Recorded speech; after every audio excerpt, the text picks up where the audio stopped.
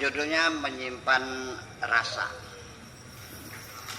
Jangan pernah ada keinginan dalam hatimu ketika engkau sedang bertengkar, ingin menjadi pihak yang unggul, menaklukkan lawan bicara. Karena hal ini mengakibatkan sakit hati pada diri orang yang menjadi lawan bicaramu. Yang paling baik adalah bagaimana merebut hati lawan bicaramu. Untuk sekedar menjadi patokan hidup yang dapat engkau pegangi, jangan pernah lupa bahwa orang yang datang kepadamu pada saat sedang dalam keadaan susah tidak akan berpikir panjang untuk meninggalkan dirimu ketika sedang dalam keadaan senang. Untuk itu, wahai kekasihku yang cantik jelita, tidak usah engkau terlalu banyak berkeluh kesah menyalahkan orang lain.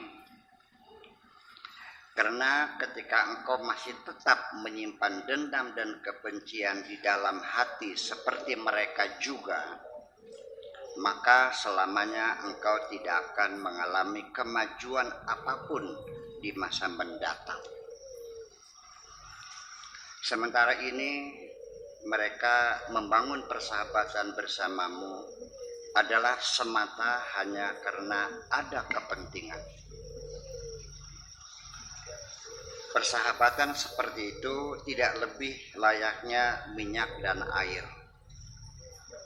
Tidak pernah dapat menyatu.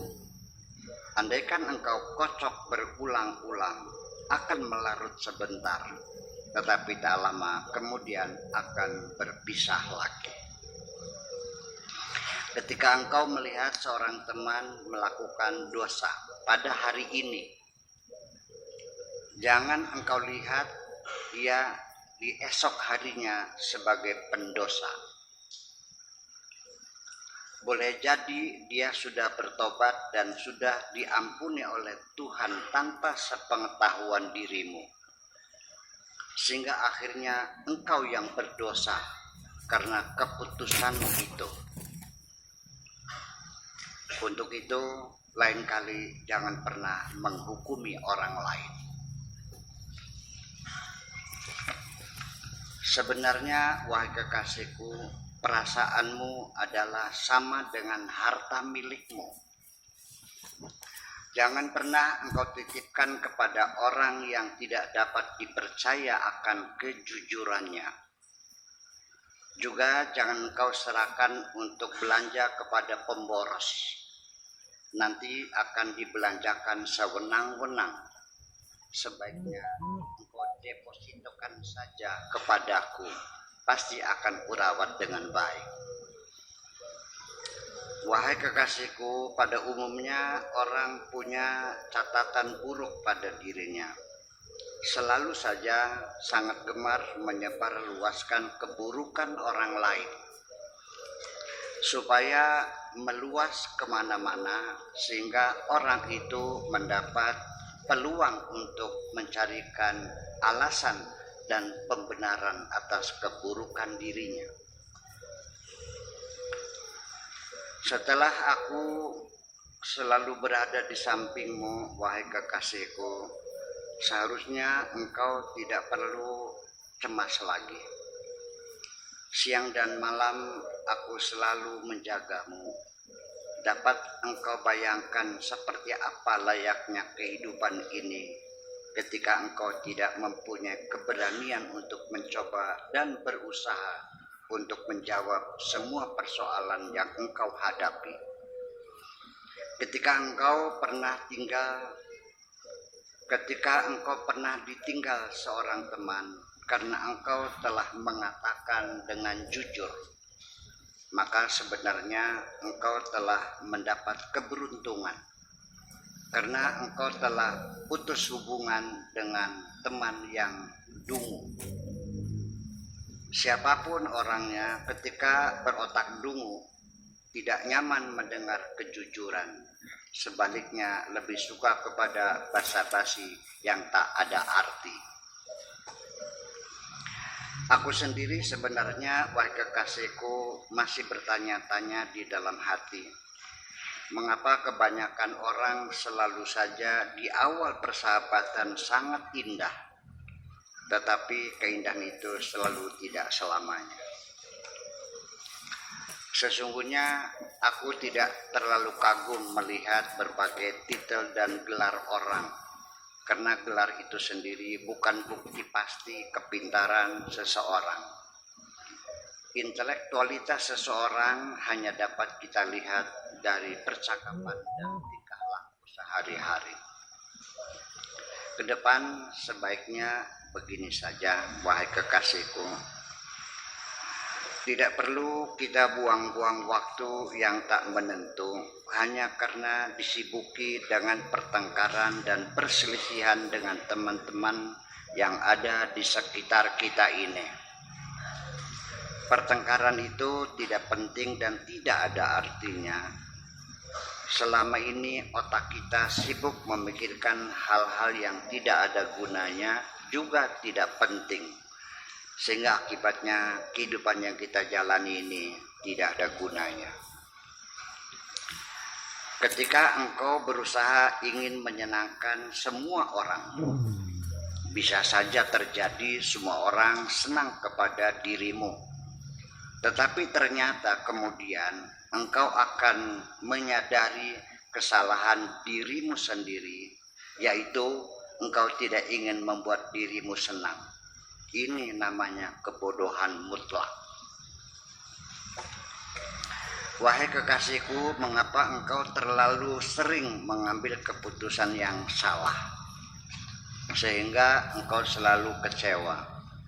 Ketahuilah, wahai kekasihku, andaikan orang yang bermaksud menipu dirimu itu datang dengan wajah yang seram, tentu engkau akan dapat terhindar dari kejahatan penipuan. Tetapi biasanya orang yang ingin menipu itu datang dengan wajah tampan dan sangat sopan. Yang sudah, ya sudah. Lain kali engkau harus pandai membiasakan diri untuk dapat berpura-pura tidak mengerti saja. Karena tidak semua berita yang sampai kepadamu layak untuk dijawab atau diindahkan. Aku ingin jujur saja, wahai kekasihku, bahwa aku baru dapat merasakan nyaman bercakap-cakap hanya ketika bersamamu. Tetapi ketika aku bercakap dengan teman-teman kita itu, malah justru aku semakin gundah. Bahkan, wahai kekasihku, aku terkadang merasa nyaman ketika aku bercakap dengan pena yang kugenggam dengan tangan kananku dan kertas putih yang terhampar di hadapanku, lalu kutumpahkan segala kerinduanku terhadap dirimu.